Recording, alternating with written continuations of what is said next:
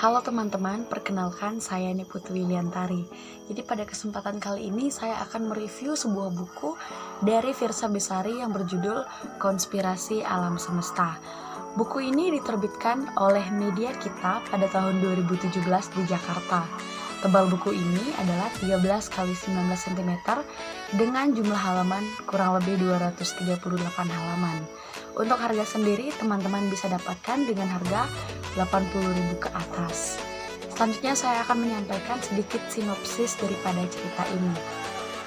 Terlahir dari seorang ayah ekstapol, membuat Juang harus siap menghadapi setiap celaan dan cemoohan dari orang lain, bahkan tetangganya sendiri.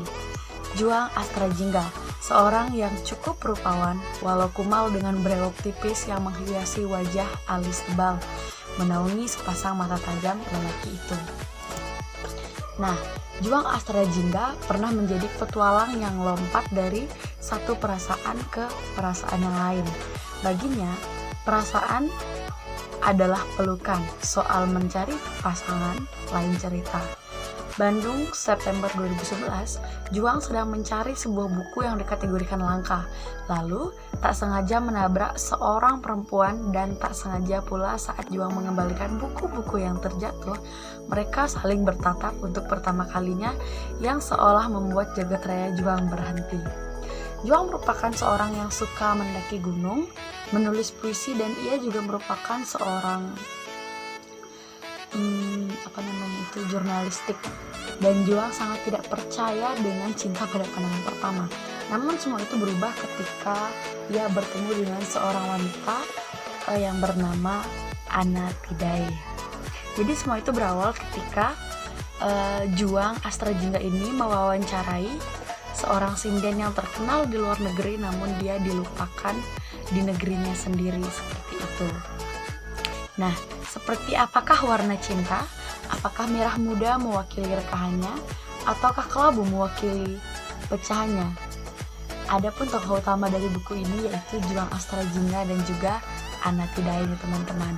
Kemudian untuk tokoh keduanya itu ada Dude Ginting, kemudian ada Fatah, orang tua dari Juang, dan orang tua Anna yang bernama David Gunawan. Kemudian tokoh pembantunya itu ada Andika Embara, kemudian ada Budi Priadi, kemudian ada Miss Francisca, Paige Johan, kemudian ada Paige Felix, Kang Dery, dan Camar.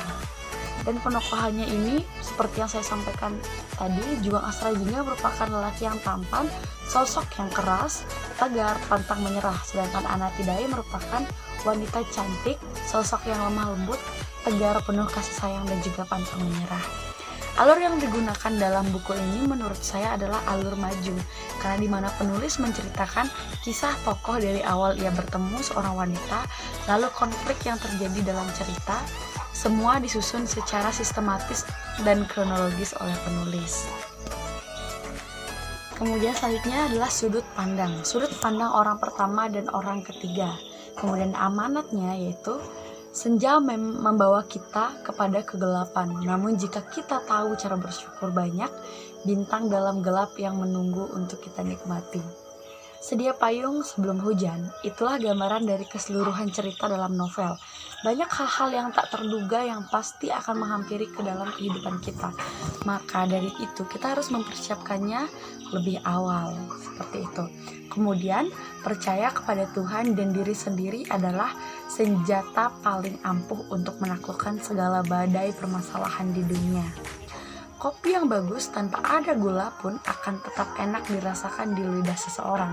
Bukan berarti tidak boleh memasukkan gula, boleh asal tidak berlebihan. Itu dari ibu. Kemudian selanjutnya saya akan memberikan pendapat saya mengenai keunggulan dan juga kelemahan daripada buku ini. Untuk keunggulannya sendiri yaitu buku ini terbilang menarik karena di dalamnya diceritakan tentang sebagian dari daerah Nusantara yang jauh dari keramaian. Namun rasa kekeluargaan tetaplah nomor satu. Cocok untuk kalangan remaja yang sedang mencari jati diri mereka. Alur ceritanya sangat sistematis dan faktual dengan data-data yang ada pada dunia nyata. dengan sampul bermotifkan poros dari planet di tata surya, seolah menggambarkan judul dari buku Konspirasi Alam Semesta ini. Penulisan dan tata letak huruf pun ditata sangat jernih.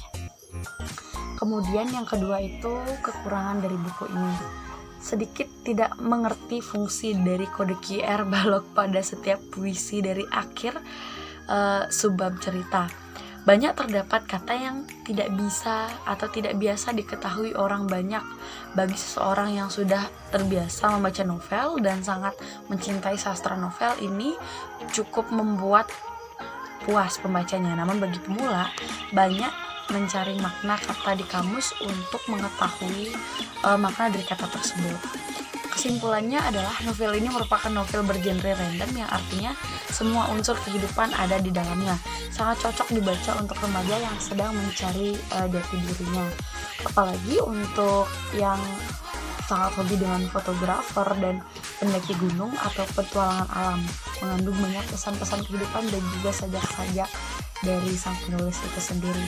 Nah, jadi teman-teman, demikian resensi buku dari saya, review sedikit dari buku ini. Semoga bermanfaat dan teman-teman wajib baca ini, buku ini sangat bagus. Terima kasih.